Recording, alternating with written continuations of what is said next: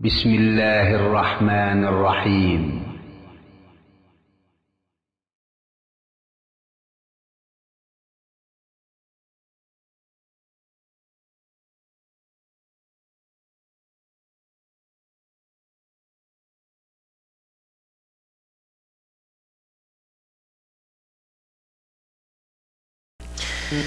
دل کو اگر چمکانا ہو تو کر لو ذکر ہے الا اللہ. دل کو اگر چمکانا ہو تو کر لو ذکر ہے الا اللہ. الا اللہ الا اللہ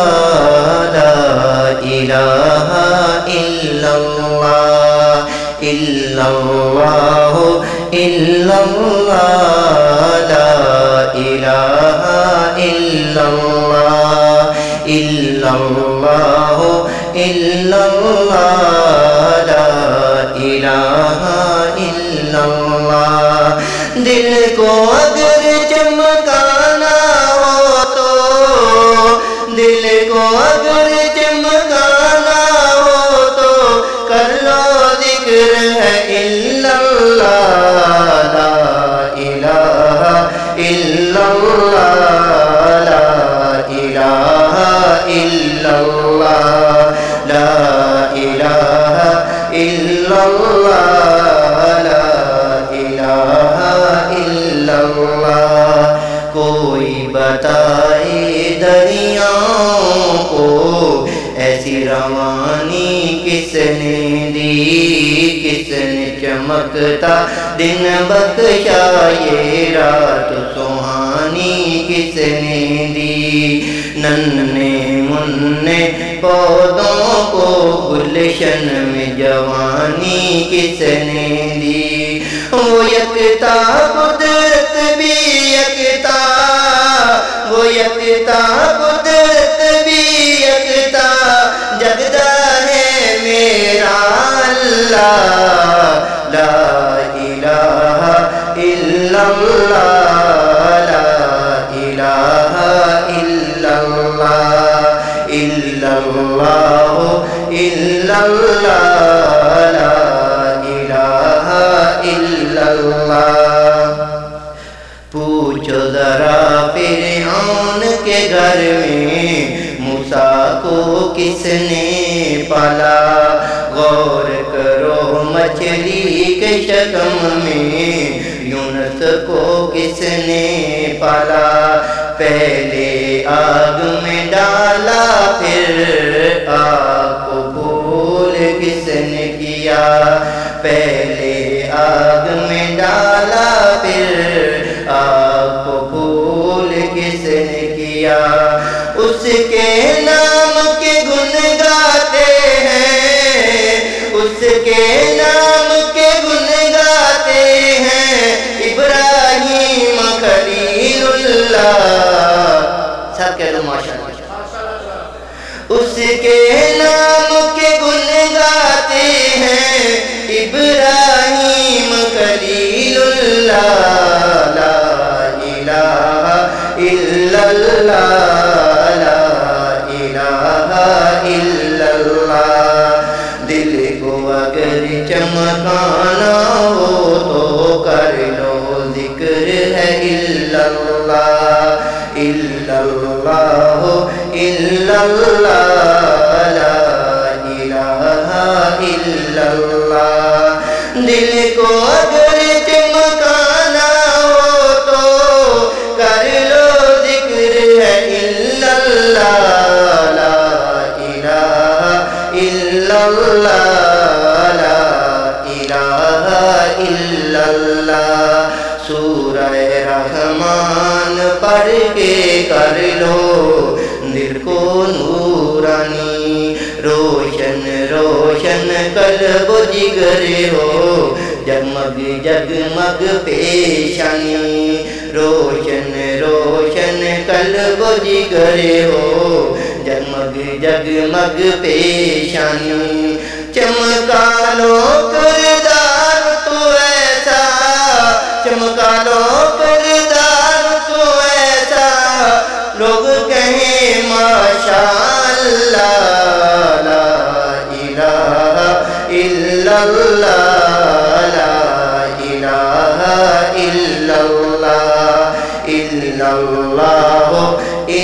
اللہ لا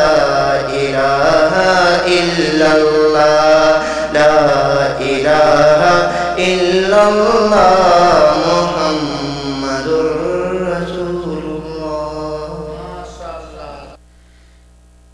السلام علیکم ورحمۃ اللہ وبرکاتہ۔ ان الحمد للہ نحمده ونستعینه ونستغفره ونؤمن به ونتوکل علیہ ونعوذ باللہ من شرور انفسنا ومن سیئات اعمالنا من يهده الله فلا مضل له ومن يضلل فلا هادي له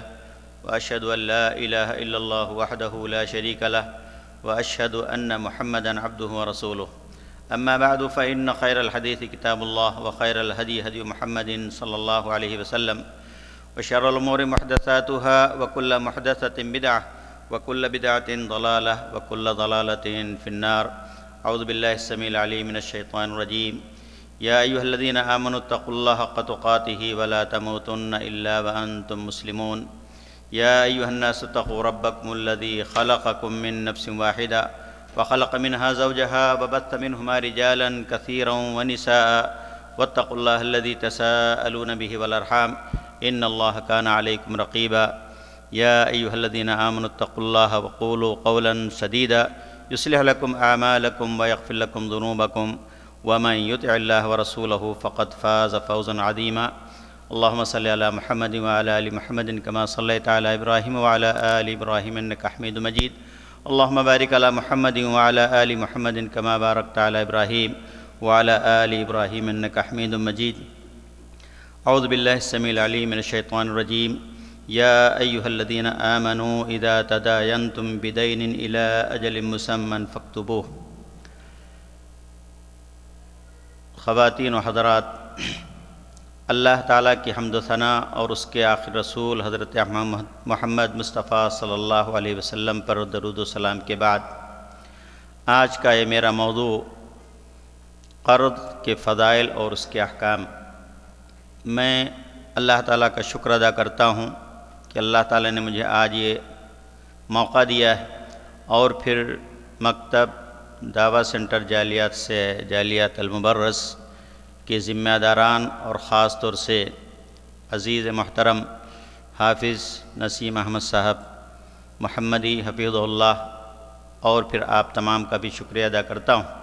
اور اللہ تعالیٰ سے دعا کرتا ہوں کہ اللہ تعالیٰ مجھے صحیح بات کہنے کی اور اس پر عمل کرنے کی توفیق نصیب فرمائے۔ یہ میرے دوستو ایک افہام و تفہیم کی مجلس ہوتی ہے، کوئی لچھے دار تقریر تو ایسی نہیں کرتا ہوں، اسے کچھ سمجھانے کی کوشش کرتا ہوں تاکہ آپ کچھ باتیں میری سمجھ جائیں، یہی ہمارا مقصد ہوتا ہے۔ ورنہ کوئی لمبی چوڑی آپ سوچیں کہ بڑی لچھے دار بڑی اتار چڑھاؤ والی تقریر ہوگی، تو ایسی چیز تو ہمارے اندر نہیں ہے بہرحال، لیکن یہ کوشش یہ کرتا ہوں کہ میں جو کتاب و سنت سے جو باتیں ثابت ہیں اس کو اپنے انداز میں لوگوں کے سامنے رکھوں۔ اللہ تعالیٰ سے دعا ہے کہ اللہ تعالیٰ مجھے صحیح بات کہنے کے توفیق نصیب فرمائے۔ میں نے سورہ بقرہ کی سب سے ایک اہم آیت، جو قرآن مجید کے سب سے لمبی آیت، جس کو آیت الدین کہتے ہیں، قرض کی آیت، اس کا کچھ حصہ میں نے آپ کے سامنے پڑھا ہے۔ یہ سورہ بقرہ کی جو آیت ہے، آیت الدین، یا ایھا الذین آمنوا اذا تداینتم بدین، اس آیت کریمہ سے پہلے اللہ تعالیٰ نے صدقات و خیرات کا ذکر کیا ہے، اور سود کے سلسلے میں اللہ تعالیٰ نے ذکر کیا ہے۔ ہم جانتے ہیں کہ سودی نظام کی اسلام کے اندر سختی سے ممانعت ہے۔ سود کا بہت ہی بڑا گناہ اللہ کے رسول صلی اللہ علیہ وسلم بیان فرمایا ہے، اور پھر صدقات و خیرات کی بڑی تفصیلات احادیث کے اندر بھی موجود ہیں، اور خود اس آیت کریمہ سے پہلے بھی اللہ تعالی نے بہت ساری صدقات و خیرات کی فضیلت بیان کی ہے۔ اور چونکہ صدقات و خیرات کرنا ہر آدمی کے بس کی بات بھی نہیں ہے، بہت سارے لوگ ضرورت مند ہوتے ہیں لیکن صدقات و خیرات لینا نہیں چاہتے ہیں۔ ہر آدمی کو سود سے بچنا بھی ہے۔ ایسے معاشرے کے اندر قرض ایک ناگزیر ضرورت بن جاتی ہے، لیکن چونکہ جو اسلام کے احکامات ہیں اس کے اوپر عمل نہ کرنے کی وجہ سے اس ناگزیر ضرورت کو اختیار جب انسان کرتا ہے تو پھر آپسی جھگڑے بھی ہوا کرتے ہیں، مار پیٹ قتل و غارت بھری بھی ہو جاتی ہے۔ اس لیے اللہ تعالیٰ نے اس آیت کریمہ کے اندر خاص طور سے 3 چیزوں کا اللہ تعالیٰ نے ذکر کیا ہے تاکہ آئندہ چل کر کے یہ لڑائی جھگڑے آپس میں پیش نہ آئے۔ اس کی تلافی کے لیے اسلام نے ہمیں ایک بہترین نظام دیا ہے، بہترین ایک سجھاؤ ہمیں دیا ہے، جس کے اوپر آج ہم تو عمل نہیں کر رہے ہیں لیکن غیر مسلم اس کے اوپر عمل کر رہے ہیں۔ ہمارے ہاں جو مارواڑی ہوتے ہیں جن کا کاروبار ہی سودی کاروبار ہوتا ہے، ان کے پاس اگر آپ جائیں گے تو بغیر لکھے ہوئے وہ آپ کو دے نہیں سکتا ہے۔ تو یہ بہرحال ایک بہا قرآن مجید کے اندر اللہ تعالیٰ نے اس لیے حکم دیا کہ سب سے پہلے قرض لیتے وقت مدت کی تعین کر لو کہ کتنے دن کے لیے آپ یہ قرض لے رہے ہیں۔ دوسری چیز کہ اسے لکھ لو، چاہے وہ چھوٹی چیز ہو چاہے بڑی چیز ہو، چھوٹی رقم ہو بڑی رقم ہو، اس کو لکھ لیجئے۔ اور تیسری چیز اللہ تعالیٰ نے حکم دیا ہے کہ 2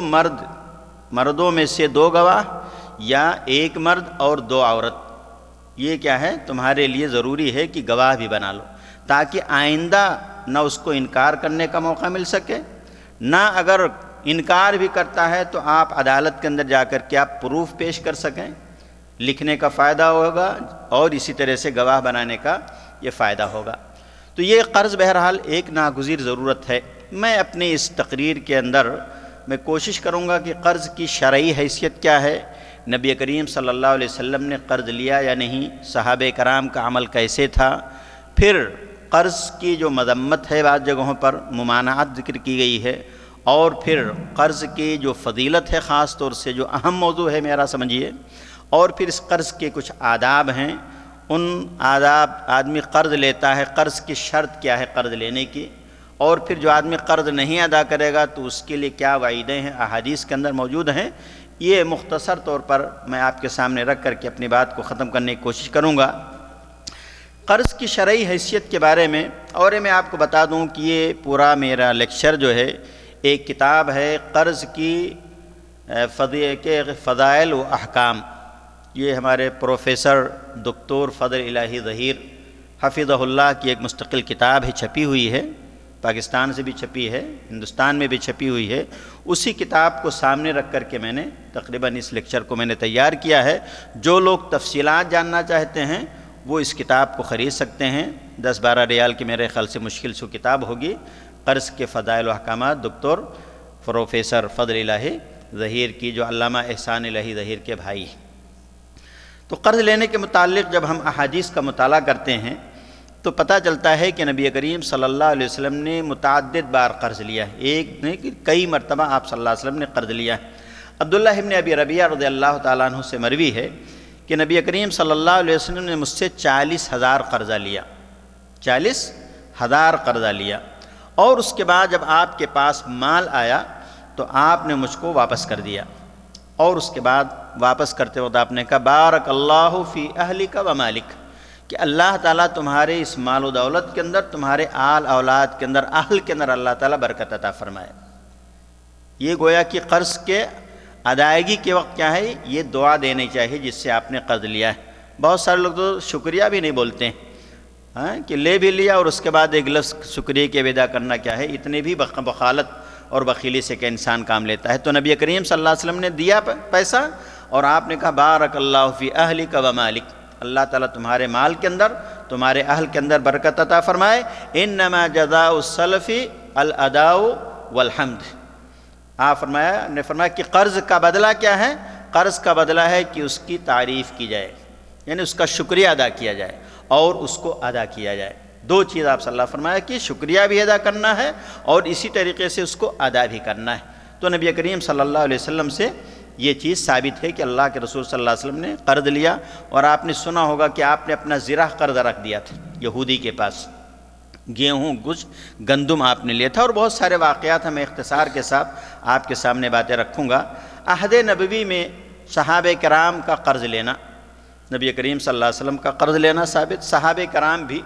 باقاعدہ قرض لیتے تھے۔ حضرت کعب ابن مالک رضی اللہ تعالیٰ عنہ کے بارے میں آتا ہے کہ انہوں نے نبی کریم صلی اللہ علیہ وسلم کے زمانے میں ابن ابی حضرت ایک صحابی ہیں، ان کو انہوں نے قرض دیا تھا، کعب ابن مالک رضی اللہ تعالیٰ عنہ نے اپنے قرض کی واپسی کا مطالبہ انہوں نے مسجد کے اندر کیا، مسجد نبوی کے اندر، ان سے ملاقات ہوئی تو انہوں نے جو قرض دیا تھا اس قرض کا مطالبہ کیا. اسی مطالبے کے اندر دونوں میں تکرار ہو گئی، کعب ابن مالک رضی اللہ تعالیٰ عنہ کے اندر اور ابن ابی حضرت رضی اللہ تعالیٰ عنہ. تکرار اتنی بڑی، آواز اتنی تیز ہوئی کہ نبی کریم صلی اللہ علیہ وسلم اپنے حجرے میں تشریف فرما تھے، آپ تک وہ آواز پہنچی. آپ نے پردہ ہٹایا اور اس کے بعد آپ نے پوچھا کہ اے کعب کیا بات ہے؟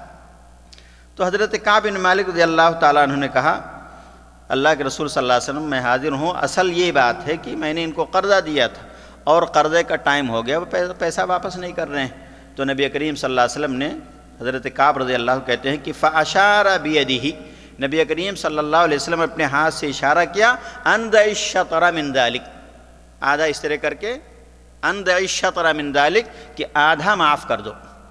آدھا قرضہ ان کا کیا کر دو، تم معاف کر دو. اور ابن ابی حضرت کو کہا قم فقدہ، اٹھو اور جا کر کے آدھا جو قرضہ ہے ان کو کیا ہے ادا کرو تم. تو اس طریقے سے نبی کریم صلی اللہ علیہ وسلم کے زمانے میں صحابہ کرام نے قرضہ لیا اور دیا. اسی طریقے سے حضرت عائشہ رضی اللہ تعالیٰ عنہ کے بارے میں ایک روایت آتی ہے کہ وہ قرضہ لیا کرتی تھی. تو لوگوں نے پوچھا مائے عائشہ ما لکی والدین، کہ آپ کو قرضے سے کیا تعلق ہے، آپ قرضہ کیوں لیتے ہیں، آپ کے پاس تو بہت کچھ اللہ تعالیٰ نے دیا ہے. تو حضرت عائشہ رضی اللہ تعالیٰ نے کہا کہ ما من عبد کانت لہو النیت فی ادائی دینہ الا کان لہو من اللہ عون. کہا کہ اصل میں بات یہ ہے کہ جو بھی بندہ نیک نیتی کے ساتھ قرضہ لیتا ہے تو اللہ تعالیٰ کی طرف سے اس کی خصوصی مدد ہوتی ہے. فَأَلْتَمِسُ ذَلِكَ الْعَوْنَ، تو میں وہ خصوصی مدد حاصل کرنے کے لیے میں قرضہ لیا کرتی ہوں، ورنہ مجھے اصل میں قرضے کی ضرورت نہیں ہے. تو یہ فائدہ نیک نیتی پہلی چیز، اور اس کے بعد پھر اللہ تعالیٰ کی طرف سے مدد. ایک اور روایت آتے کہ حضرت عمر ابن خطاب رضی اللہ تعالیٰ عنہ، جن کے بارے میں آپ جانتے ہیں کہ جو حکومت چلائی حضرت عمر خطاب رضی اللہ تعالیٰ عنہ، بیت المال کے مالک تھے، وہ مسلمانوں کا بیت المال ان کے پاس تھا، لیکن کپڑے کیسے پہنتے تھے، کھانا پینا کیسے تھا ایک حکمران. اس حدیث کے اندر حقیقت میں اس واقعے کے اندر ہمارے حکمرانوں کے لیے، آج کے دور کے حکمرانوں کے لیے عبرت اور نصیحت ہے. اس لیے غیر مسلموں نے بھی کہا کہ اگر حکومت ہونی چاہے تو کیسی ہونی چاہیے، حضرت عمر کے جیسے حکومت اگر کوئی کرے تو کرے آدمی جو ہے. اتنی کچھ بھی نہیں، سامنے ہاتھ میں کتنے پیوند لگے ہوئے ہیں، کپڑے پہن رہے ہیں، اپنے غلام کو سواری پر بٹھائے اپنا نکیل پکڑ کر کے پیدل چل رہے ہیں. اور آپ صلی اللہ علیہ وسلم نے فرمایا کہ شیطان بھی اس راستے سے بھاگتا ہے جدھر سے عمر کا گزر ہوتا ہے. اور ملہم انسان تھے، ملہم کیا، اللہ تعالیٰ ان کی رائے اور ان کی خواہش کے مطابق بعض اوقات کیا ہے وہی اللہ تعالیٰ نے نازل کی، جیسا کہ آپ یہ ساری چیزیں جانتے ہیں. اور جہاں بھی حضرت بکر صدیق رضی اللہ تعالیٰ کا نام آتا ہے، حضرت عمر کا نام وہاں آتا ہے. اس لیے اللہ تعالیٰ نے ان کی خواہش، جو ان کی خواہش تھی آپ نے سنا ہوگا، ان کی خواہش تھی جب آخری وقت میں جب وہ شہید ہوئے تو اپنے بیٹے عبداللہ ابن عمر رضی اللہ تعالیٰ کو بھیجا مائی عائشہ رضی اللہ تعالیٰ عنہ کے پاس، اور کہا کہ جا کر کے کہو کہ عمر ابن خطاب، امیر المؤمنین کا لفظ مت استعمال کرنا تم آج میرے لیے، عمر ابن خطاب آپ سے اجازت طلب کرتے ہیں کہ جو جگہ رسول اللہ صلی اللہ علیہ وسلم کی اس حجرے کے اندر جہاں پر رسول اللہ مدفون تھے، ابو بکر صدیق رضی اللہ عنہ مدفون تھے، میری بھی خواہش ہے کہ میں اس جگہ دفن ہوں. تو وہ جب پہنچے عبداللہ ابن عمر تو حضرت مائی عائشہ رو رہی تھی اس واقعے کی وجہ سے. تو انہوں نے جا کر کے کہا کہ امیر المؤمنین کا لفظ نہیں استعمال کیا، کہا کہ عمر الخطاب میرے والد جو ہے خواہش انہوں نے ظاہر کی ہے، میں آپ سے اجازت طلب کرنے آیا ہوں. تو مائی عائشہ رضی اللہ تعالیٰ نے کہا کہ میں نے اپنے لیے رکھا تھا اس جگہ کو، لیکن چونکہ حضرت عمر نے اب اس کا اظہار کر دیا اپنی خواہش کا، تو جاؤ ان سے کہہ دو کہ میں اجازت دیتی ہوں اس کے اندر دفن کر. آ کر کے باپ کو سنایا، کہا کیا خبر ہے، کہا کہ ابشر، خوش ہو جائیے کہ اب اجازت مل گئی. تو پھر اپنے بیٹے کو کہا کہ ٹھیک ہے، جب لے جانا جنازہ تو پھر جنازہ لے جانے کے بعد وہاں پہنچنے سے پہلے پھر ایک مرتبہ اجازت طلب کرنا، اگر وہ اجازت دے دیتی ہیں تب پھر مجھے وہاں دفن کرنا، ورنہ مسلمانوں کے عام قبرستان کے اندر لے جا کر کے دفن کر دینا. یہ ہے حضرت عمر رضی اللہ تعالیٰ عنہ. ان کی بڑی لمبی سیرت ہے میرے دوستو، پڑھنا چاہیے ہمیں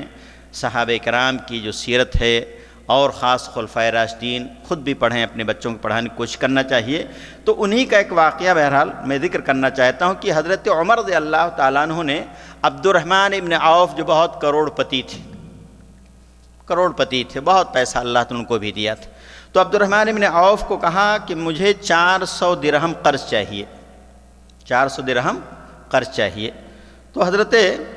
اور پیغام بھیجا، خود بھی نہیں گئے، کسی آدمی کو بھیجا انہوں نے کہ جاؤ عبد الرحمن ابن عوف سے کہو کہ مجھے 400 درہم قرض چاہیے۔ تو حضرت عبد الرحمن ابن عوف نے کہا اتستسلفنی وعندک بیت المال، کہ آپ مجھ سے قرض طلب کر رہے ہیں، آپ کے پاس تو بیت المال ہے، آپ اس سے لے لیجئے اور اس کے بعد پھر کیا ثم تردہ، پھر لے کر کے بعد میں جب آئے گا تو واپس کر دیجئے گا، ابھی آپ کو ضرورت ہے تو بیت المال سے لے لیجئے پھر واپس کر دیجئے گا۔ تو حضرت عمر ابن خطاب رضی اللہ عنہ نے کہا کہ مجھے اس بات کا خدشہ ہے کہ میں تم سے قرض لے لوں اور میری موت آ جائے، اس کے بعد تم اور تمہارے ساتھی لوگ کہیں کہ چھوڑو امیر المومنین نے لیا تھا 400 درہم، جانے دو، کیا ان سے واپس لیں گے ہم،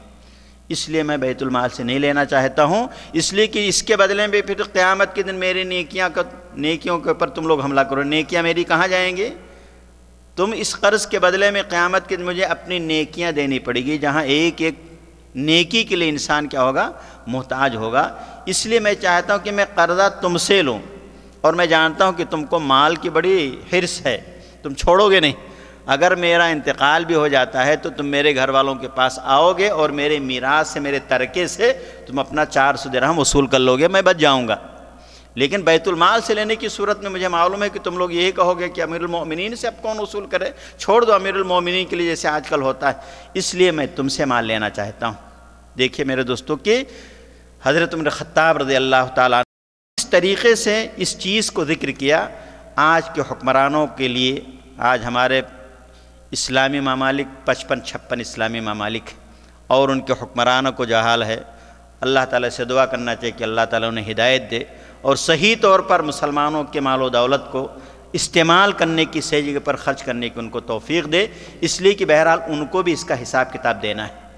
یہاں دنیا میں تو شاید ہو سکتا نہ لے پائے کوئی حساب کتاب، لیکن آخرت کے اندر تو بہرحال اس مال و دولت کا اللہ تعالیٰ کے پاس ان کو بھی حساب کتاب دینا ہے۔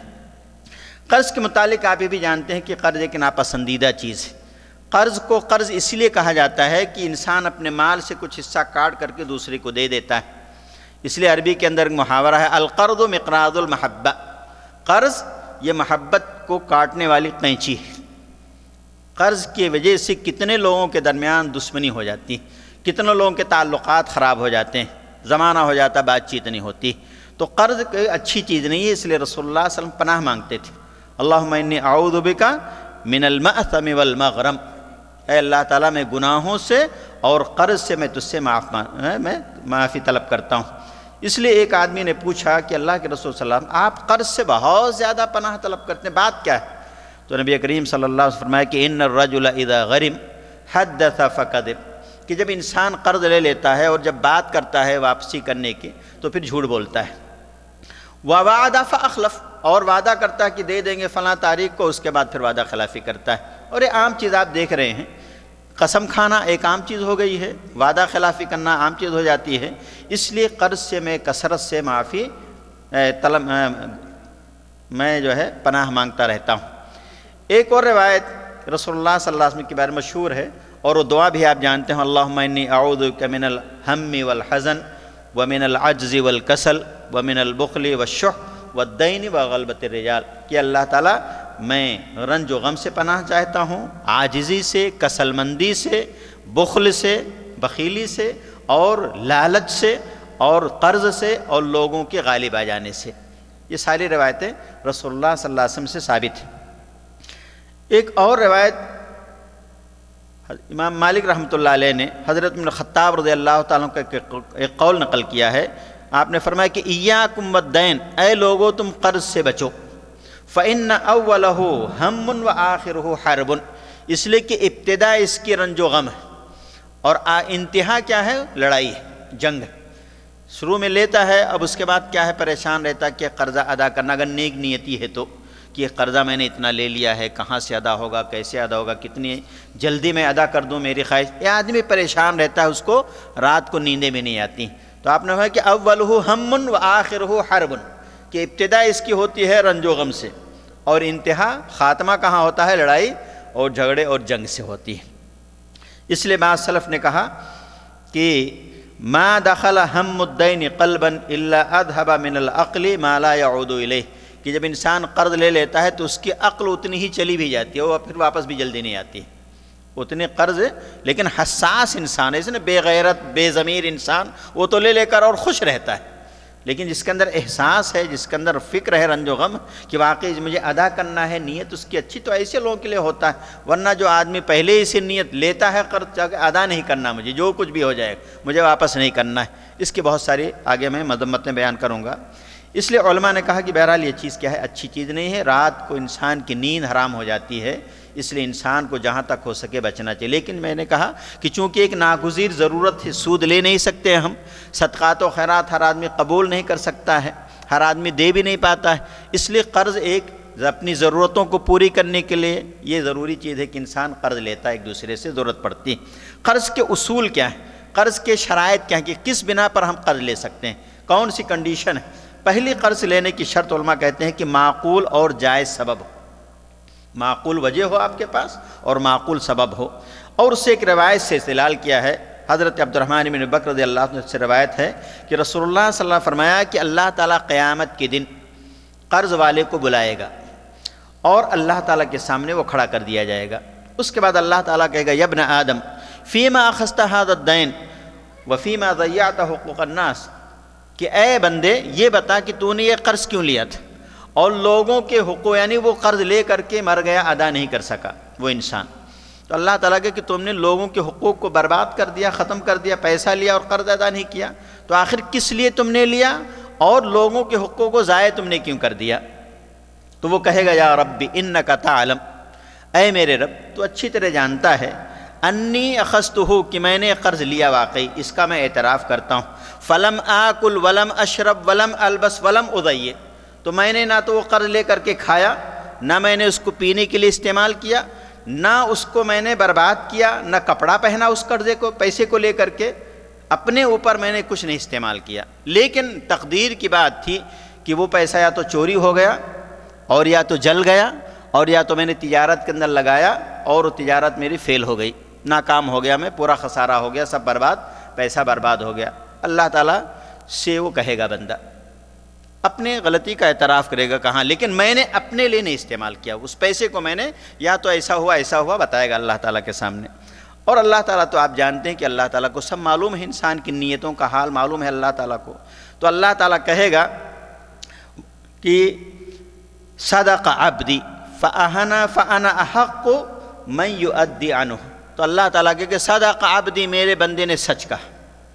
فانا احق من یؤدی عنہ، میں زیادہ مستحق ہوں کہ اس کی طرف سے قرضہ ادا کیا جائے، میں زیادہ مستحق ہوں اس قرضے کے ادا کرنے کا، کہ اس آدمی کا قرضہ میں ادا کروں۔ اس کے بعد حدیث کے اندر فَيَدْعُ اللَّهُ بِشَيْءٍ فَيَضَعُهُ فِي مِيزَانِهِ فَيَتَرَجَّحُ فَيَدْخُلُ الْجَنَّةَ، اللہ تعالیٰ کوئی چیز منگائے گا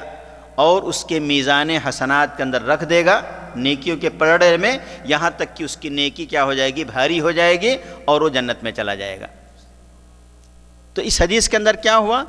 معلوم کیا ہوا کہ انسان قرضہ لے ضرورت کے وقت اور نیک نیتی ہو، ادھر ادھر لے کر کے بہت سارے لوگ گل چھرے اڑاتے ہیں، مزے لیتے ہیں، قرضہ لے لیا، کچھ آ گیا بانگنے آئے تو الٹے سیدھے گالی سنا کر کے بھگا دیا، چوری اور سنا زوری والا جیسے مان لو، الٹا سیدھا کیا ہے باتیں کہے، کیسے لے لوگے دیکھیں گے، یہ ہے وہ ہے۔ تو نیک نیتی ہونی چاہیے، اور دوسری چیز کیا ہے کہ انسان کو فکر کرنی چاہیے کہ واقعی میں لے رہا ہوں، تو اس کے لیے دوسری شرط جو علماء نے ذکر کی ہے کہ آدمی کو چاہیے کہ قرضہ جو ہے ادائیگی کی اس کے اندر سچی نیت بھی ہو، قرضے کی سچی ادائیگی کی سچی نیت ہو۔ حضرت ابو ہریرہ رضی اللہ عنہ سے ایک روایت ہے کہ رسول اللہ صلی اللہ علیہ وسلم نے فرمایا کہ من اخذ اموال الناس، جو آدمی لوگوں کا مال لیتا ہے، یرید اداءھا، اور اس کو ادا بھی کرنا چاہتا ہے، نیت ہے اس کی ادا کرنے کی، اد اللہ عنہ، تو اللہ تعالیٰ اس کی طرف سے اس کی ادا کرا دیتا ہے، کوئی نہ کوئی سبب لگا دیتا ہے کہ اللہ تعالیٰ کی طرف سے کوئی ایسا سبب ہو جاتا ہے کہ وہ بندہ اپنے قرضے کو ادا کر دیتا ہے۔ ومن اخذ یرید اموال الناس یرید اتلافھا اتلفہ اللہ، اور جو آدمی لوگوں کا پیسہ اس لیے لیتا ہے کہ اس کو ختم کر دیں گے، برباد کر دیں گے، اتلفہ اللہ، تو اللہ تعالیٰ اس کو ہلاک اور برباد کر دیتا ہے، اس دنیا کے اندر بھی اور آخرت کے اندر بھی۔ اس لیے چاہیے کہ قرضہ لینے کو نیک نیتی ہونی چاہیے، دوسری ایک اور روایت ہے، رسول اللہ صلی اللہ علیہ وسلم فرمایا ایما رجل استدان دینا، کہ جو آدمی بھی قرضہ لیتا ہے لا یرید ان یؤدی الی صاحبہ، اور اس کا ارادہ قرضہ ادا کرنے کا نہیں ہے اور اس نے ادا بھی نہیں کیا، لقی اللہ وہو سارق، اللہ تعالیٰ سے ملاقات کرے گا چور کی حیثیت سے۔ گویا کہ وہ چور ایک ہے جس نے لوگوں کا مال چرا لیا ہے اور وہاں پکڑا گیا اور اللہ تعالیٰ کے دربار میں پہنچے گا، ایک چور کی حیثیت سے، ایک مجرم کی حیثیت سے اللہ تعالیٰ کے پاس وہ انسان پہنچے گا۔ اور تیسری شرط یہ علماء کہتے ہیں کہ مستقبل میں ادائیگی کے امکانات موجود ہوں، یعنی اس کے پاس کوئی چیز ہو کہ وہ اس کے پاس امید ہے کہ ہاں یہ قرضہ میں ادا کر دوں گا، جیسے آج کے اصطلاح میں تنخواہ اس کے پاس ہے، پراپرٹی ہے، زیورات ہیں، کھیت ہے، گھر، کوئی بھی چیز اس قسم کے امکانات کہ اگر خدا نخواستہ اس کا انتقال ہو جائے تو ایسی صورت میں وہ قرضہ ادا کیا جانا ممکن ہو۔ تو مستقبل میں کہا ضروری ہے کہ انسان یہ ادا کرنے کی اس کے پاس وسائل موجود ہوں، امکانات موجود ہوں۔ اس لیے ابو موسیٰ اشعری رضی اللہ عنہ فرماتے ہیں لا احب ان يتحمل بامانته ما ليس عنده، کہ میں نہیں چاہتا ہوں کہ کوئی آدمی ایسی چیز کی ذمہ داری لے، امانت کی یعنی قرضے کی، جس کی ادائیگی کی اس کے پاس کوئی طاقت نہیں، کوئی اسباب اس کے پاس موجود نہیں، کوئی بھی چیز، تو خواہ مخواہ کیوں لیتے ہو جب تمہارے پاس کوئی چیز ایسی ہے ہی نہیں کہ اگر کچھ حالات پیش آ جائے کہ آپ اس کو ادا کر سکیں۔ اس لیے ہمیں چاہیے کہ ہم اس چیز کو ادا کریں۔ اس کے بعد رسول اللہ صلی اللہ علیہ وسلم نے جو قرضے کے دینے اور مقروض کے ساتھ حسن سلوک کی تلقین ہے، یہ جو میں نے کہا کہ ایک اہم چیز ہے، اس کے سلسلے میں چند، چونکہ قرض دینا یہ ہم جانتے ہیں کہ ایک نیکی کا کام ہے، مسلمان جو دیتا ہے وہ، آج تو مسلمان بھی نیکی سمجھ کر بلکہ آج تو سود پر دے رہا ہے۔ آج بہت سارے علاقوں کے اندر بہت سارے مسلمان قرض آپ کو دیں گے کہ 100 پر آپ 10-20 دیں گے ان کو زیادہ، تبھی آپ کو پیسہ ملے گا۔ آج مسلمانوں کے اندر بھی ایک طبقہ اچھا خاصا بڑا طبقہ موجود ہے ایسے لوگوں کا، لیکن ہماری نیت کیا ہونی چاہیے؟ چونکہ یہ اسلام ہمدردی کا مذہب ہے، اسلام خیر خواہی کا مذہب ہے، اس لیے قرض دینا یہ خیر ہے، نیکی کا ایک بہت بڑا کام ہے۔ اس میں ہم مشکلات، مسلمانوں کی مشکل کو دور کرتے ہیں، وقت ضرورت انسان کو ضرورت پڑ جاتی ہے، اس کی مشکلات کے اندر کام آتے ہیں، اس کی پریشانی کے اندر، اور اس کے ساتھ ہم تعاون کرتے ہیں۔ اور ہم جانتے ہیں کہ مسلمان کے لیے اللہ تعالیٰ نے یہ ساری چیزیں خیر و برکت کی رکھی، اس لیے من استطاع ان ينفع اخاه فلينفعه، جو آدمی اپنے بھائی کو فائدہ پہنچا سکتا ہے، اس کے اندر طاقت ہے، اس کو فائدہ پہنچانا چاہیے۔ آپ اپنے علم کے ذریعے، اپنے مال کے ذریعے، اپنے تعلقات کے ذریعے، اپنے عہدے اور منصب کے ذریعے، جس طریقے سے آپ کے پاس اللہ جو طاقت اللہ نے دیا، جو صلاحیت آپ کے پاس موجود ہے، آپ کے پاس پیسہ نہیں لیکن آپ کے تعلقات ہیں، بڑے لوگوں سے آپ سفارش کر سکتے ہیں کہ بھائی پریشان انسان، اس کی آپ تھوڑا ہیلپ کر دیے، مدد کر دیے۔ وَمَن يَشْفَعْ شَفَاعَةً حَسَنَةً يَكُن لَهُ نَصِيبٌ مِّنْهَا، جو آدمی اچھی سفارش کرے گا تو اللہ تعالیٰ اس کا حصہ رکھے گا اس کے اندر۔ تو انسان کو چاہیے کہ چونکہ یہ خیر خواہی کا کام ہے، مشکل مسلمانوں کے کام آنے کی چیز ہے، اس لیے ہمیں چاہے احب الناس الی اللہ انفعہم للناس، اللہ تعالیٰ کے پاس سب سے چہیتا بندہ وہ ہے محبوب جو لوگوں کو زیادہ فائدہ پہنچاتا ہے۔ اور فائدہ پہنچانا کوئی عام ایک آدمی کے لیے نہیں، ہم اپنے علم کے ذریعے، آپ اپنے مال کے ذریعے، اپنے طاقت کے ذریعے، اپنے وقت کے ذریعے، اپنے عہدے کے ذریعے، منصب بڑے عہدے پر آپ موجود ہیں، آپ مدد کیجئے اپنے مسلمان بھائیوں کی۔ تو یہ چیز نیک نیتی کے ساتھ ہونا چاہیے کہ قرآن کا حکم وَافْعَلُوا الْخَيْرَ لَعَلَّكُمْ تُفْلِحُونَ، بھائی خیر کرو، بھلائی کرو تاکہ تم کامیاب ہو جاؤ۔ تو خیر کے اندر ساری چیزیں شامل ہیں اس کے اندر۔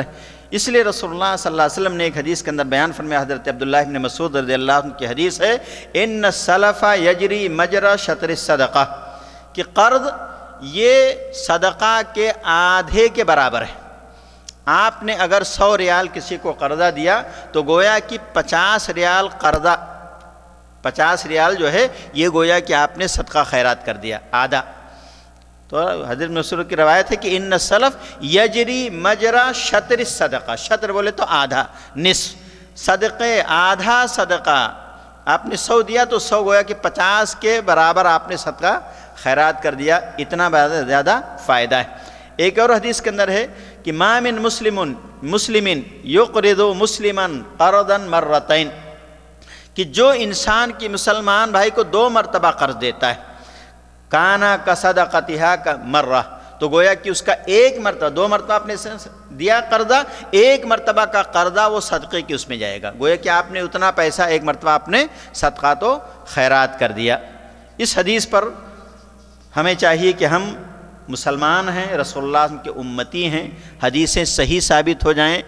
سند کے لحاظ سے تو ہمیں اس کو ماننا چاہیے اور اس کے اوپر ہمارا کیا ہے، ایمان ہونا چاہیے۔ اس کے بعد ابن حبان، صحیح ابن حبان ایک مشہور حدیث کی کتاب ہے، اس کے اندر اسود ابن یزید رحمہ اللہ سے نقل کیا انہوں نے ایک روایت کہ وہ ایک تاجر سے ہمیشہ قرض لیا کرتے تھے، پھر جب بیت المال سے ان کو پیسہ ملتا تھا تو اس تاجر کے پاس جا کر کے قرض ادا کر دیتے تھے۔ ایک مرتبہ اسود ابن یزید رحمۃ اللہ علیہ نے قرضہ لیا اور جب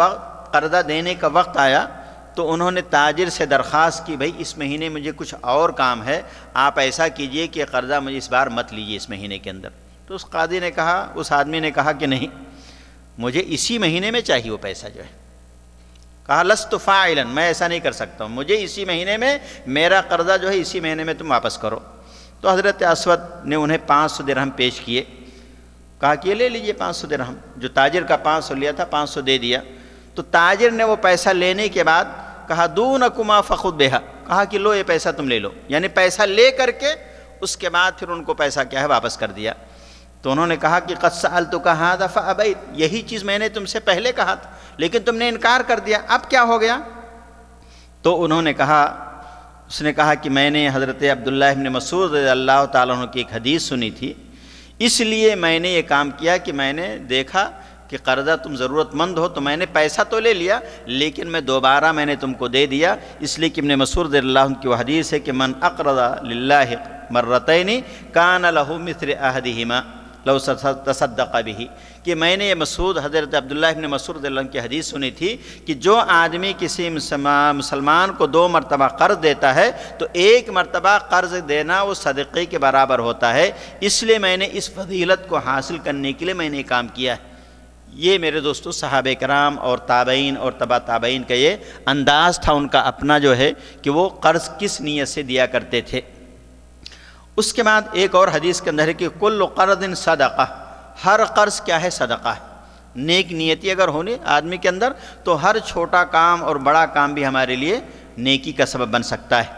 ایک اور حدیث جو بڑی عجیب لگی جب میں نے اس حدیث کو پڑھا، چونکہ رسول اللہ صلی اللہ علیہ وسلم کی حدیث وما ينطق عن الهوى ان هو الا وحی یوحى، کہ نبی کریم صلی اللہ علیہ وسلم اپنی طرف سے کچھ نہیں بولتے ہیں بلکہ وحی الہی کی بنیاد پر بولتے ہیں۔ وحی الہی یہ بھی کیا ہے، حدیث کی شکل میں جو ہے وہ بھی وحی، حدیث کی وحی کی 2 قسمیں اس لیے علماء، وحی مطلوع اور وحی غیر مطلوع۔ مطلوع جس کی تلاوت کی جاتی ہے قرآن مجید، اور غیر مطلوع حدیث ہے جس کی تلاوت نہیں کی جاتی، لیکن وہ بھی کیا ہے، وحی کی ایک قسم ہے۔ تو رسول اللہ صلی اللہ علیہ وسلم نے فرمایا کہ دخل رجل الجنة فرأى مکتوبا على بابها الصدقة بعشر امثالها والقرض ب18، کہ ایک آدمی جنت میں داخل ہوا اور اس نے جنت کے دروازے پر لکھا دیکھا کہ الصدقة بعشر امثالها، کہ صدقہ اس کا ثواب آپ کو 10 گنا ملے گا، صدقہ اس کا ثواب کتنا ملے گا، 10 گنا ملے گا، والقرض ب18، اور قرضے کا ثواب کتنا ملے گا، 18 گنا ملے گا۔ 10 آپ قرضہ آپ صدقہ خیرات کریں تو 10 گنا، اور اگر آپ قرضہ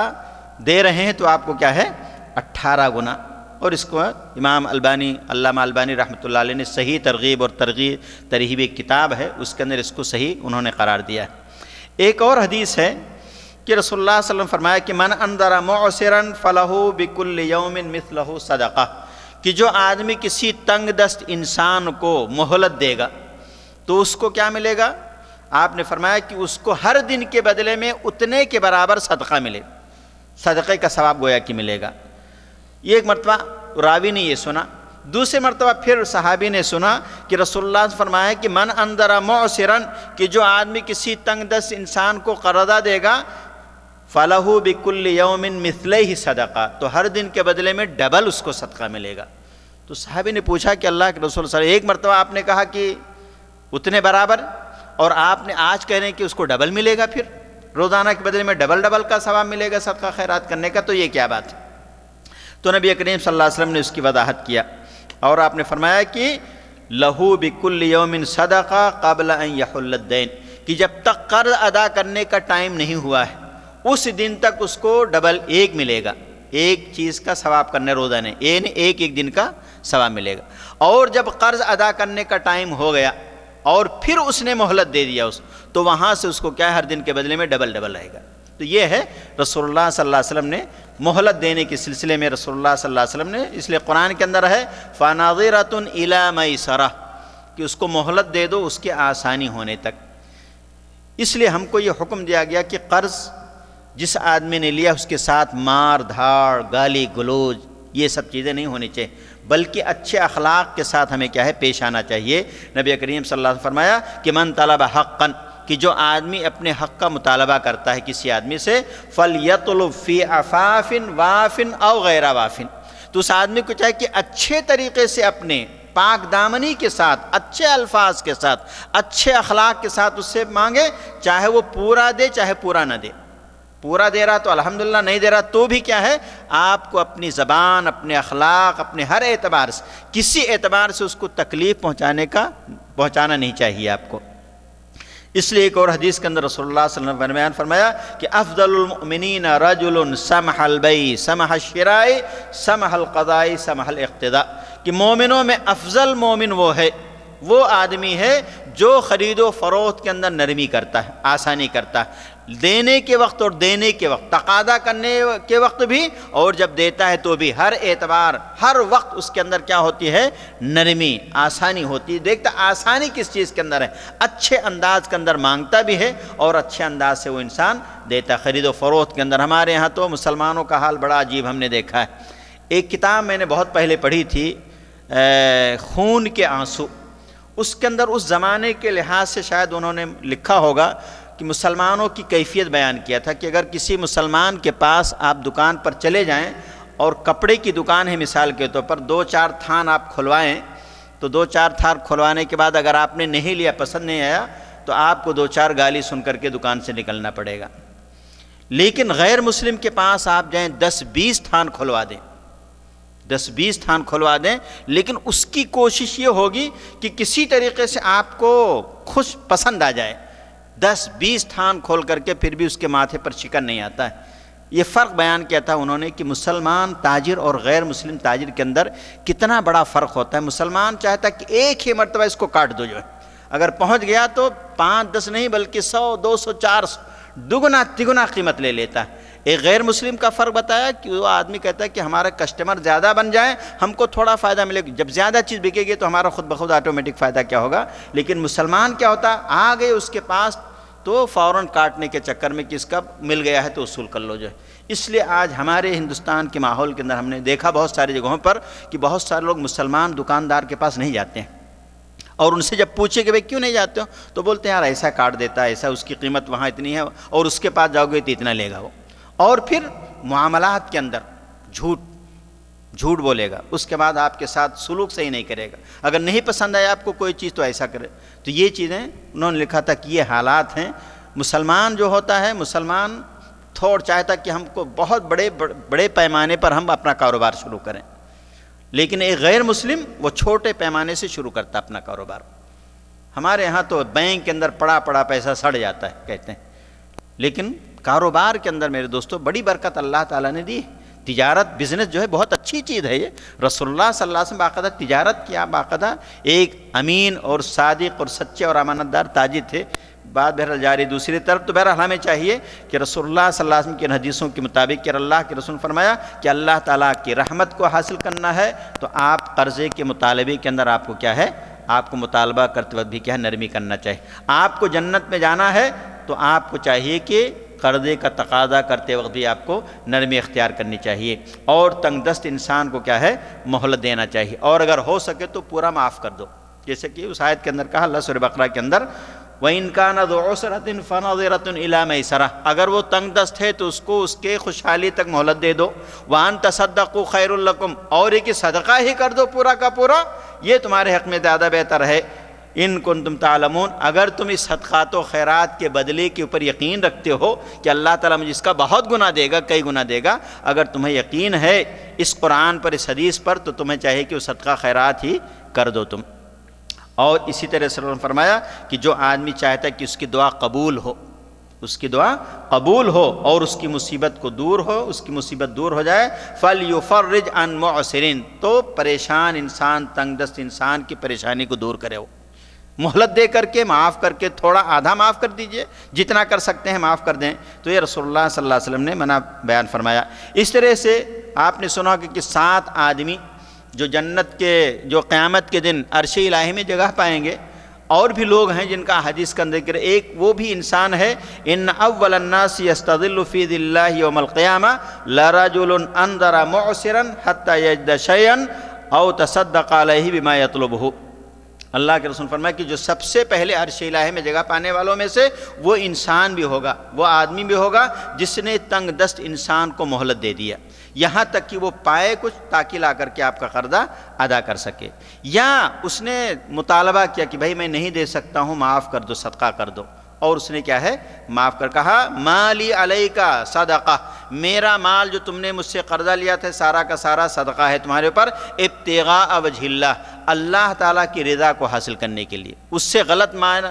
اس کا غلط فائدہ اٹھانے کے لیے نہیں، لوگوں کے درمیان شعبادی یا شہرت حاصل کرنے کے لیے فلاں نے تو فلاں کا اتنا قرضہ معاف کر دیا، نہیں، بلکہ ابتغاء وجہ اللہ، اخلاص اللہیت، یہ کہ ہمارے عمل کی قبولیت کے لیے کیا ہے شرط ہے۔ اس لیے وہ آدمی کہتا ہے کہ مالی علیک صدقہ، میرا مال تمہارے لیے صدقہ ہے، ابتغاء وجہ اللہ، وَيَخْرِقُ صَحِيفَتَهُ، اور جس کاغذ کے اندر دستاویز جو ہے اس کو اسی کے سامنے پھاڑ کر کے پھینک دیتا ہے،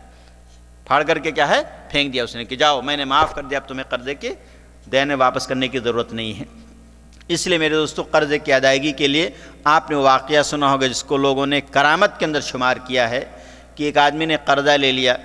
اور اس کا گھر باہر تھا، سمندر کے پار یا ندی کے پار تھا، اور لے کر کے چلا گیا، جب وقت آیا ادا کرنے کا اور آدمی آ کر کے کنارے پر ڈھونڈنے لگا، ندی کنارے کوئی مل جائے اس کو میں پیسہ دے دوں، جا کر کے اس آدمی کو پہنچا دے، لیکن کوئی نہیں ملا، تو اس نے کیا کیا، ایک لکڑی لیا، لکڑی کے اندر سوراخ کیا اور وہ پیسہ اور ایک لیٹر لکھ کر کے کہ بھائی ایسا ایسا معاملہ ہوا ہے میں، اور کہا کہ اللہ تعالیٰ میں تیرے حوالے کر رہا ہوں، اس پیسے کو تو اس تک آدمی تک پہنچا دے، یا سمندر کے جو بھی تیری مرضی۔ اور اس کے بعد پھر وہ آدمی گیا ہوا تھا جس کا پیسہ تھا، وہ بھی ندی کے کنارے گیا ہوا تھا، دیکھا لکڑی بہی آ رہی ہے، اس نے جا کر کے وہ لکڑی کو نکال لیا کہ ہمارے جلانے کا کام آئے گا، اور جب گھر لے گئے، جب چیرا اس کو تو دیکھا اس کے اندر پیسہ رکھا ہوا، اس کا پیسہ، اور اس کے ساتھ ایک لیٹر بھی رکھا ہوا ہے۔ اس کے بعد کچھ دن کے بعد وہ آدمی آیا جس نے پیسہ لیا تھا، کہا بھائی ایسا ایسا ہوا تھا تمہیں، وہ لے کر آیا پیسہ قرضہ دینے کے لیے، اس کو نہیں یقین تھا کہ میں جو لکڑی کے حوالے کیا میں نے پانی کے اندر وہاں تک پہنچا ہوگا، تو اس نے کہا بھائی تم کیا دے رہے ہو مجھے، ڈبل دے رہے ہو کیا؟ کہا کہ نہیں میں نے تو بھیج دیا تھا، پتہ نہیں پہنچا۔ کہا نہیں، وہ فلاں وقت میں ہی مجھے وہ پیسہ، جو تاریخ اس نے بتایا اسی تاریخ کے اندر وہ پیسہ مجھے آ کر کے مل گیا تھا۔ یہ علماء نے اس لیے اس کو کرامت کے اندر شمار کیا کہ اللہ تعالیٰ اپنے نیک بندوں کی مدد کرتا ہے، لیکن کرامت کا مطلب ہے کہ اس کو آپ تشہیر کریں، ٹیلی ویژن پر اعلان کریں اور یہ کریں، یہ نہیں، کرامت چھپانے کی چیز ہے، اور ایک کرامت کوئی گارنٹی نہیں ہے کہ ہم جب چاہیں کرامت دکھا دیں۔ اگر کوئی ایسا دعویٰ کرتا ہے تو سمجھ لیجئے کہ وہ شیطانی کرتب بازی ہے، وہاں پر شیطان اس آدمی کی کیا ہے مدد کر رہا ہے کسی نہ کسی، ورنہ کرامت، یہ کرامت خلاف عادت کسی اللہ تعالیٰ کے نیک بندے کے ہاتھوں ایسی چیز کا ظاہر ہو جانا جو عام طور پر نہیں ہوتا ہے، جیسے آگ کا کام جلانا ہے اور آگ نہ جلائے۔ حضرت مریم کے پاس پھل آتا تھا، غیر موسمی پھل، اس کو بھی کرامت کے ضمن ہے، اور کرامت کے حقیقت میں یہ معجزات کی شکل ہے، اس میں سے ایک حصہ ہے حقیقت میں۔ تو اللہ تعالیٰ اپنے نیک بندوں کی مدد کرتا ہے اس طریقے سے۔ آپ نے سنا ہوگا کرامت کی صحابہ کرام کے بارے میں، تو اسید ابن حضیر وغیرہ کے بارے میں، کہ اللہ کے رسول صلی اللہ علیہ وسلم کے پاس جب نکلتے تھے تو ان کی لاٹھی کے اندر سے روشنی نکلتی تھی، اور اس کے بعد 2 آدمی نکلتے تھے ساتھ میں، ایک لاٹھی تھی ان کے پاس، اور جب الگ ہوتے تو پھر دونوں کی لاٹھی میں الگ الگ روشنی ہو جاتی تھی، تو یہ کرامت چیز ہے۔ تو اس طرح سے واقعات بھی موجود ہیں الحمدللہ، اللہ تعالیٰ نے کہ رسول صلی اللہ علیہ وسلم کی حدیثوں کے اندر بہت ساری چیزیں ملتی ہیں۔ بہرحال تو میں کہہ رہا تھا کہ رسول اللہ صلی اللہ علیہ وسلم نے یہ ہمیں بتایا ہے کہ قرضے کی ادائیگی سے بڑی ساری فضیلتیں جو ہیں۔ ایک اور حدیث میں ذکر کروں، حضرت ربعی بن خراش رضی اللہ تعالیٰ عنہ کا واقعہ ہے کہ حضرت حذیفہ اور ابو مسعود رضی اللہ دونوں اکٹھا تھے، تو حضرت حذیفہ رضی اللہ عنہ نے بیان کیا کہ میں نے ایک حدیث سنی ہے رسول اللہ صلی اللہ علیہ وسلم سے کہ رجل لقی ربہ کہ ایک آدمی کی اللہ تعالیٰ سے ملاقات ہوئی تو اللہ تعالیٰ نے پوچھا ماذا عملت کہ تم نے عمل کیا کیا ہے؟ تو اس آدمی نے کہا ما عملت من الخیر الا انی کنت رجلا ذا مال کہ میں نے کوئی بھلائی تو بہت بڑا نیکی کا کام نہیں کیا ہے لیکن میں مالدار آدمی تھا، فکنت اطالبہ الناس تو میں لوگوں سے مطالبہ کرتا تھا، پیسہ دیتا تھا، لے لیتا تھا، لوگ مجھ سے پیسہ مانگتے تھے لیکن جو آدمی جتنا مجھ کو دے دیتا اتنا قبول کر لیتا تھا۔ اگر میں نے 1000 دیا 500 دیتا تو میں اتنا مان لیتا، چلو بھائی ٹھیک ہے چھوڑو جاؤ، اور اگر وہ تنگ دست انسان ہے تو اس کو معاف کر دیتا تھا،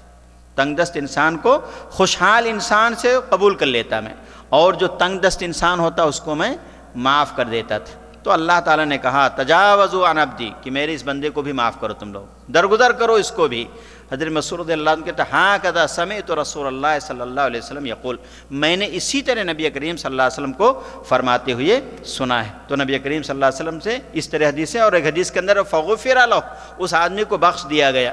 تیسری حدیث کے اندر ہے ٹکڑے کے اندر روایت کے اندر فادخلہ اللہ الجنہ کہ اللہ تعالیٰ نے اس کو جنت میں داخل کر دیا۔ تو قرض کی ادائیگی کے لیے میرے دوستو ضروری ہے کہ انسان کو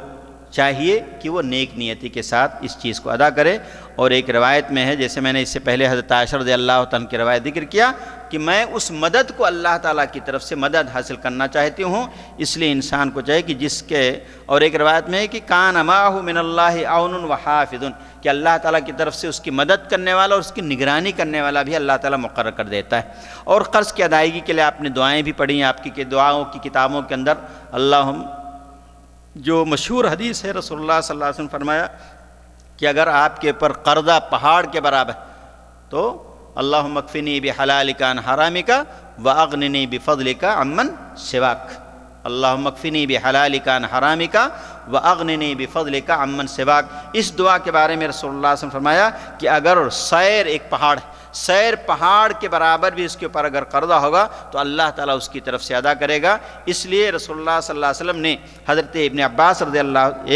حضرت علی رضی اللہ تعالیٰ عنہ کے پاس ایک مکاتب آیا۔ مکاتب کہتے ہیں وہ غلام جس نے اپنے مالک سے کہا کہ میں تمہیں اتنا پیسہ دے دوں گا تو مجھے آزاد کر دو، اس کو کہتے ہیں مکاتب۔ تو وہ مکاتب اپنے مالک سے اس نے یہ وعدہ کر لیا کہ میں اتنا پیسہ دوں گا تو مجھے چھوڑ دو گے، آزاد کر دو گے، لیکن وہ پیسہ ادا نہیں کر سکا۔ تو حضرت علی رضی اللہ تعالیٰ عنہ کے پاس آیا تو علی رضی اللہ تعالیٰ عنہ کہا کہ میں نے اس سے کہا کہ میری مدد کیجیے۔ حضرت علی رضی اللہ عنہ کے پاس آیا کہ میری مدد کیجیے، تو حضرت علی رضی اللہ عنہ کہا الا اعلمک کلمات علمنیہن رسول اللہ صلی اللہ علیہ وسلم کہ کیا میں تمہیں وہ دعا نہ سکھا دوں، وہ کلمات نہ سکھا دوں جو مجھے نبی کریم صلی اللہ علیہ وسلم نے سکھایا تھا، اور اگر تمہارے اوپر سیر پہاڑ کے برابر بھی قرض ہوگا تو قرض ادا ہو جائے گا۔ اور اس کے بعد یہ دعا انہوں نے حضرت علی رضی اللہ تعالیٰ عنہ کو سکھایا، اللہم اکفنی بحلالک عن حرامک واغننی بفضلک عمن سواک۔ اور بھی دوسری دعائیں ہیں لیکن میں اختصار کے ساتھ بہرحال ختم بات کم کرنا چاہتا ہوں۔ اور یہ روایت جو میں نے ابھی ذکر کیا تھا کہ عدم ادائیگی کے آخرت میں کیا ہو، آخرت میں اگر ادا نہیں کیا، پیسہ لے لیا، نکل گیا، مر گیا انسان قرض لینے کے بعد، تو آخر میں نے جو روایت ذکر کیا کہ اگر اس کی نیت اچھی نہیں، دھوکہ دے کر کے پیسہ لے لیا یہاں تک کہ انسان مر گیا، ادا نہیں کیا قرضہ، تو لقی اللہ وهو سارق، تو وہ چور کی حالت میں اللہ تعالیٰ سے ملاقات کرے گا۔ اور ایک دوسری روایت میں ہے کہ من مات وعلیہ دینار او درہم کہ جو آدمی مر گیا جس کے اوپر 1 دینار یا 1 درہم قرضہ تھا، قضی من حسناتہ تو اس کی نیکیوں سے وہ قرضہ ادا کیا جائے گا۔ اور لیس ثم دینار وہاں دینار و درہم نہیں ہوگا، وہاں نیکیاں ہوں گی اور برائیاں ہوں گی، گناہ ہوں گے۔ اگر آپ قرضہ لے کر کے مر گئے ہیں تو وہاں پر قیامت کے دن آپ کے نام اعمال کو دیکھا جائے، اگر آپ کے پاس نیکی ہے تو وہ نیکی اس قرضے والے کو دے دی جائے گی، اور اگر آپ کے نام اعمال کے اندر نیکیاں نہیں، خالی برائیاں ہیں، گناہ ہے صرف، تو اس آدمی کا گناہ لے کر کے آپ کے سر کے اوپر کیا ہے لاد دیا جائے گا، وہاں پر دینار و درہم والی بات نہیں ہوگی۔ یہاں تک کہ شہید، آپ جانتے ہیں کہ شہید کے بارے میں بھی رسول اللہ نے فرمایا کہ شہید کا بھی معاملہ بھی قرض کے سے لٹکا رہے گا، اس کو بھی اللہ تعالیٰ جنت میں جانے سے ممانعت، رکاوٹ بن جائے گی۔ یہ قرض جو ہے جنت میں داخلے کے لیے رکاوٹ بن جائے گی۔ اس لیے رسول اللہ صلی اللہ علیہ وسلم نے ایک حدیث کے اندر، لمبی حدیث ہے، کہ رسول اللہ صلی اللہ علیہ وسلم سے کسی صحابی نے پوچھا، حضرت ابو قتادہ رضی اللہ تعالیٰ عنہ نے، کہ اللہ کے رسول صلی اللہ علیہ وسلم اگر میں اللہ کے راستے میں شہید کر دیا جاؤں تو کیا میری سارے گناہ معاف کر دیے؟ آپ نے فرمایا کہ ہاں اگر اللہ کے راستے میں تو شہید کر جاتے ہو اس حال میں کہ تم صبر کرنے والے ہو، اجر و ثواب کی امید رکھنے والے، آگے بڑھنے والے، پیٹ پھیرنے والے نہ ہو، تو تمہارے سارے گناہ اللہ تعالیٰ معاف کر دے گا۔ اس کے بعد پھر آپ نے فرمایا اچھا پھر سے بتاؤ تم نے کیا پوچھا مجھ سے؟ تو انہوں نے کہا میں نے ایسا ایسا پوچھا۔ اس کے بعد آپ نے کہا الا الدین فإن جبریل اتانی قال لذلک، کہا کہ قرض مال کے نہیں معاف ہوگا۔ ابھی یہ بات مجھے جبریل علیہ السلام نے آ کر کے بتائی ہے۔ جب میں نے تم کو بتایا تو فوراً جبریل نازل ہوئے اور اللہ تعالیٰ کے پیغام لے کر آئے کہ قرض نہیں معاف ہوگا۔ ان سے جا کر کہہ دو کہ سب معاف ہو جائے گا، جہاد مجاہد ہو تم، اللہ کے راستے میں تم نے اپنی جان کو قربان کیا ہے، لیکن اس کے باوجود بھی قرضہ کیا ہے، معاف نہیں ہوگا۔ ایک اور حدیث کے اندر رسول اللہ صلی اللہ علیہ وسلم نے بیان فرمایا کہ جو آدمی من مات وهو بریء من الغلول من الکبر والغلول والدین دخل الجنہ، کہ جو آدمی انتقال کر گیا اس آدمی کو پاک و صاف ہے، بری ہے، کس سے؟ کبر و غرور سے، گھمنڈ اور خیانت سے اور قرضے سے، تو وہ جنت میں جائے گا اگر بری ہے تو۔ اگر بری نہیں ہے تو اس کے اندر کبر و غرور ہے، جنت میں داخل رکاوٹ۔ اگر قرضہ لیا ہے رکاوٹ، اس طرح خیانت کیا ہے امانت کے اندر تو وہ بھی کیا ہوگا، جنت میں نہیں جا سکتا ہے۔ اس لیے رسول اللہ صلی اللہ علیہ وسلم نے ہمیں ان ساری احادیث کے اندر اس بات کا حکم دیا کہ ہم کو چاہیے کہ ہم اس چیز کو کیا ہے، ذہن میں رکھیں اپنے، کہ انسان اللہ تعالیٰ کی راہ میں شہید ہو جائے۔ ایک حدیث کے اندر ہے کہ 3 مرتبہ زندہ کیا جائے پھر شہید ہو، پھر زندہ کیا جائے پھر شہید ہو، لیکن اس کے باوجود بھی وہ ما دخل الجنت حتی یقضی عنہ دینہ، جنت کے اندر اس وقت تک نہیں جا سکتا جب تک کہ اس کا قرضہ ادا نہ ہو جائے۔ اس لیے میرے دوستو قرض کے لیے ہمیں قاعدے قانون کی جو میں نے بتایا کہ انسان کو قاعدے قانون کے تحت رہنا چاہیے، اور انسان کو کتنے بھی تعلقات ہوں لیکن آدمی کو چاہیے کہ اس کو یہ سارے، تاکہ آئندہ اچھے دوستوں کو ہم نے دیکھا ہے کہ قرضے کے سے دشمن انکار کر دیا، صاف انکار کر دیا کہ میرے پاس کوئی قرضہ، تمہارا کیا ہے، تمہارے پاس پروف کیا، صبح تھے تمہارے پاس اور چلا گیا پیسہ۔ مرنے کے بعد آدمی کو رسول اللہ صلی اللہ علیہ وسلم کے پاس جب جنازہ آتا تو آپ پوچھتے حال علیہ دین، کیا اس کے اوپر قرضہ ہے؟ اگر بولتے ہاں قرضہ ہے تو صلوا علی صاحبکم، جاؤ اپنے ساتھی پر نماز پڑھ لو، مجھے نماز پڑھنے کی ضرورت نہیں۔ یعنی جو قوم کا بڑا انسان ہو، جس کا کچھ معاشرے کے اندر وزن ہو، اس آدمی کو چاہے کہ ایسے لوگوں کی ایسے لوگوں کے جنازے سے اس کو دور رہنا چاہیے تاکہ لوگ اس کے بارے میں اہتمام کریں۔ لیکن جس کا کوئی وزن نہیں ہے وہ بولے میں بھی نہیں جاؤں گا پڑھنے، یہ بیوقوفی کی بات ہے، سمجھے؟ ایسا آدمی جس کا کچھ اثر پڑے معاشرے کے اندر، ایسا آدمی ہے جس کا خاندان کے اندر، گاؤں کے اندر جس کا کچھ اثر پڑ سکتا ہے، اس آدمی کو ایسا کرنا ہے، عام آدمی کو نہیں بلکہ اس کو عام آدمی کو پڑھنا چاہیے۔ بلکہ بعض روایتوں کے اندر ہے کہ رسول اللہ صلی اللہ علیہ وسلم نے جب پوچھا کہ اس کے اوپر قرضہ ہے میں نہیں پڑھوں گا تم لوگ پڑھ لو، تو ایک صحابی نے کہا کہ اللہ کے رسول صلی اللہ علیہ وسلم میں اس کا قرض ادا کروں گا۔ حضرت ابو قتادہ ہی کا واقعہ ہے، ابو قتادہ رضی اللہ عنہ کہ میں ادا کروں گا، آپ جنازے کی نماز پڑھیے۔ نبی کریم صلی اللہ علیہ وسلم جب ملاقات ہوتی تھی، اب حضرت ابو قتادہ تھے تو پوچھتے تھے کیا ہوا قرضے کا، ادا کیا کہ نہیں ابھی؟ یہاں تک کہ جب میں نے قرضہ ادا کر دیا تب آپ نے فرمایا آخری وقت میں کہ میں نے ادا کر دیا، تو آپ نے فرمایا الآن حین بردت علیہ جلدہ، اب ان کا چمڑا کیا ہے، ٹھنڈا ہوا، یعنی اب سکون اس آدمی کو کیا ہے۔ تو اس طریقے سے انسان کو چاہیے، اور نادار مقروض انسان ہے، آپ جانتے ہیں کہ محنت کرتا ہے، مزدوری کرتا ہے، اڑایا نہیں ادھر، تو اس کی مدد بھی کرنا چاہیے۔ جن کو اللہ تعالیٰ مال و دولت سے نوازا ہے، بیت المال ہے تو بیت المال سے اس کی ادائیگی ہونی چاہیے۔ آپ کو اللہ تعالیٰ نے ہمیں دیا تو ہمیں چاہیے کہ ایسے لوگوں کی مدد کریں، اس لیے کہ صدقات و خیرات، جو زکوٰۃ کا مد 8 جو لوگوں کا ذکر کیا اللہ تعالیٰ نے قرآن مجید کے اندر، اس کے اندر والغارمین، قرض والے کا بھی اللہ تعالیٰ نے ذکر کیا ہے، اس لیے بیت المال کے اندر اس کا حق ہوتا ہے، اس آدمی کو چاہیے کہ اس کو ادا کریں۔ بلکہ نبی کریم صلی اللہ علیہ وسلم کے زمانے میں ایک آدمی کے اوپر بہت زیادہ کیا ہے قرضہ ہو گیا، تو نبی کریم صلی اللہ علیہ وسلم کے پاس آیا تو رسول اللہ کا تصدقوا علیہ، اے لوگو اس کے اوپر صدقات و خیرات کرو، فتصدق الناس علیہ فلم یبلغ ذلک وفا دین، لوگوں نے صدقہ خیرات دیا لیکن جتنا قرضہ تھا پورا نہیں ادا ہو سکتا تھا اس سے، تو نبی کریم صلی اللہ علیہ وسلم نے قرض والوں سے کہا خذوا ما وجدتم ولیس لکم سوا ذلک، کہا کہ جتنا مل گیا ہے لے لو، اب اس کے علاوہ کچھ نہیں، معاف کر دو، چھوڑ دو، یعنی رسول اللہ صلی اللہ علیہ وسلم نے معاف فرما دیا اس کے۔ اس طرح ریاست کی ذمہ داری ہے، اگر گورنمنٹ اسلامی حکومتیں ہیں تو ان کی ذمہ داری ہوتی ہے کہ وہ بھی چیز کیا ہے، ادا کریں۔ قرض دینے کے وقت کسی قسم کی شرط نہیں رکھنا چاہیے میرے دوست۔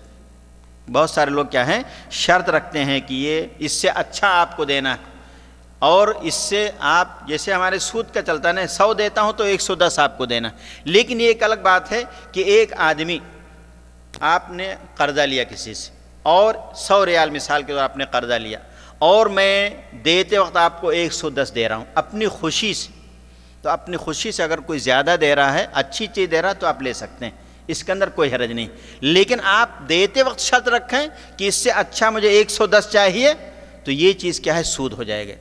یہ چیز کیا ہوگی؟ سود ہوگی۔ لیکن اپنی خوشی سے کوئی دے، نبی کریم صلی اللہ علیہ وسلم سے اس طرح کا باقاعدہ ثابت ہے، آپ نے اچھے سے اچھی چیز ادا کرنے کی کوشش بھی کی، اور آپ نے باقاعدہ صحابہ کرام کو اس چیز کا حکم بھی دیا ہے۔ اس طرح میرے دوستو قرض کی ادائیگی کے لیے بہت سارے اور احکامات جو ہیں کہ حاکم وقت اس کو کیا ہے؟ قرض کو جیل میں بھی، قرض لینے والے کو جیل میں بھی ڈال سکتا ہے، یہ اسلامی حکومت کا کام ہو سکتا ہے۔ اگر اسلامی حکومت ہے تو وہاں پر اس کو کیا ہے؟ جیل میں بھی، جیل کی بھی ہوا کھانی پڑے گی۔ اس لیے میرے ہمیں چاہیے کہ قرض کی جو میں نے کہا کہ انسان کو چاہیے کہ اچھی نیت ہو، ضرورت ہو اس کو، اور مستقبل میں ادائیگی کے امکانات ہوں، نیک نیتی ہونی چاہیے، اور اللہ تعالیٰ سے دعا کرنی چاہیے۔ انسان کو سب سے بڑی چیز کیا ہے؟ الدعاء سلاح المومن، دعائے مومن کا ہتھیار ہے، اس لیے ہمیں اللہ تعالیٰ سے دعا بھی کرنی چاہیے اور مکمل کوشش کرنی چاہیے۔ اللہ تعالیٰ ضرور ہماری مدد کرے گا۔ اگر ہم قرضہ لیتے ہیں اور ہماری نیت اچھی ہے تو اللہ، حضرت عائشہ نے جیسے کہا التمس ذلک العون، اللہ تعالیٰ کی وہ مدد میں طلب کرنا چاہتی ہوں، حاصل کرنا چاہتی ہوں، اس لیے میں قرضہ لیتا ہوں، تو اس طرح سے اللہ تعالیٰ ہماری ضرور مدد کرے گا۔ اور جنہوں نے دیا ہے ان کو چاہیے کہ جہاں تک ہو سکے اگر معاف کر سکتے ہیں تو معاف کر دیں، کچھ معاف کر سکتے ہیں کچھ معاف کر دیں، یہ بہرحال اپنے اختیار پر ہے، اور اپنے جتنا اجر و ثواب آپ چاہتے ہیں اس کے حساب سے آپ کو کرنا چاہیے۔ اللہ تعالیٰ سے دعا ہے کہ اللہ تعالیٰ میں نیک اعمال کرنے کی توفیق نصیب فرمائے۔ اللہ تعالیٰ ہمیں، بہت سارے گناہوں کے اندر انسان مبتلا ہے، اور اس طرح ایک سود ایک بڑی مصیبت، ایک بڑی لعنت ہمارے معاشرے کے اندر ہے۔ اللہ تعالیٰ ہمیں ہر قسم کے سود سے محفوظ رکھے۔ ایک سوال ہے کہ بہت سے لوگ تجارت کے لیے بینکوں سے سود پر قرض لیتے ہیں، تو اس سلسلے میں آپ کیا فرمائیں گے؟ دیکھیے، سود پوری دنیا کے اندر حرام ہے، چاہے ہندوستان ہو، پاکستان ہو، سعودیہ ہو، یورپ، امریکہ ہو، سود بہرحال سود ہے۔ اس لیے ہم کو اللہ تعالیٰ نے کہتا ہے کروڑ پتی بنو تم، ہمارے پاس جتنا امکانات ہم اتنے کے اندر ہم اپنا بزنس شروع کریں۔ اگر ہمارے پاس 10,000 ہے تو 10,000 سے بزنس شروع کریں، یہ نہیں کہ ہمارے پاس 10 لاکھ ہونا چاہیے بینک سے لون لے کر کے کریں گے، یہ بہرحال غلط چیز ہے۔ اپنی تقدیر پر انسان کو بھروسہ رکھنا چاہیے، اور جتنا ہے، اس لیے میں نے کہا نا کہ مسلمان چاہتے ہیں کہ بڑے پیمانے پر اپنا کاروبار شروع کرے۔ غیر مسلموں کو آپ نے دیکھا ہے کہ غیر مسلم کے پاس 10,000 روپیہ، اگر ہمیں نے دیکھا 10,000 روپیہ ہے تو کیا کرتا ہے؟ وہ اپنے کاروبار کو شروع کر دیتا ہے۔ ہمارے تو کہتے ہیں کم سے کم 10 لاکھ ہونا چاہیے، اس میں کیا ہوگا ہمارا؟ لیکن وہی جو قطرہ قطرہ دریا شبد بولتے ہیں، وہی انسان جو آج ایک ڈھابلی رکھتا ہے، ہمارے یہاں ایک پان کی دکان رکھتا ہے، کوئی بھی چھوٹی سی چیز، کوئی چنا بون رہا ہے، کوئی کچھ کر رہا ہے، وہی آدمی چند سالوں کے بعد چل کر کے کیا ہے؟ لکھ پتی اور کروڑپتی بن جاتا ہے۔ تو یہ بہرحال تجارت ہم کو اللہ نے کہ سود لے کر کے تم اپنا کاروبار کرو، نہیں، جتنے ہمارے پاس گنجائش، جتنی چادر ہے اتنا ہی پیر پھیلانا چاہیے، بس حرام سے بچے۔ فاتقوا اللہ ما استطعتم، اللہ تعالیٰ سے ہمیں ڈرنا چاہیے جیسا کہ ڈرنے کا حق ہے۔ اللہ تعالیٰ ہماری ضرور مدد کرے گا۔ اسی طرح بچیوں کے نام پر کہ بچی کی شادی ہے تو ہمارے معاشرے کی مصیبت ہے نا۔ اسلام تو نہیں کہتا کہ بچیوں کو جہیز میں اتنا دینا ہے، تمہیں اتنا دینا ہے۔ یہ سارے جہیز کے اور دین لین کے جو معاملے ہیں سارے غیر مسلموں سے ہمارے پاس آ گئے۔ اسلام نے تو شادی کو بہت آسان کیا، اسلام نے شادی کو بہت آسان کیا کہ ایک لوہے کی انگوٹھی پر مہر بنا کر کے کیا ہے؟ آپ نے شادی کروانے کے لیے کہا، جو تم کو قرآن یاد ہے سکھا دو، یہی تمہارا مہر ہے۔ اسلام کے اندر نہیں کہ نہیں اتنا زیادہ۔ تو یہ ساری جو مصیبتیں ہمارے پاس آج ہیں، اسلام، اللہ کے رسول صلی اللہ علیہ وسلم کو اللہ تعالیٰ نے بھیجا تھا، وَيَضَعُ عَنْهُمْ إِصْرَهُمْ وَالْأَغْلَالَ الَّتِي كَانَتْ عَلَيْهِمْ، ان کے وہ سارے رسم و رواج کے بیڑیاں جو تھیں ان کے پاس جکڑے ہوئے تھے، ان تمام کو ختم کرنے کے اللہ کے رسول صلی اللہ علیہ وسلم آئے تھے۔ لیکن آج ہم نے ان سارے غیر مسلموں کی چیزیں اپنے، آج ہمارے اتنے رسم و رواج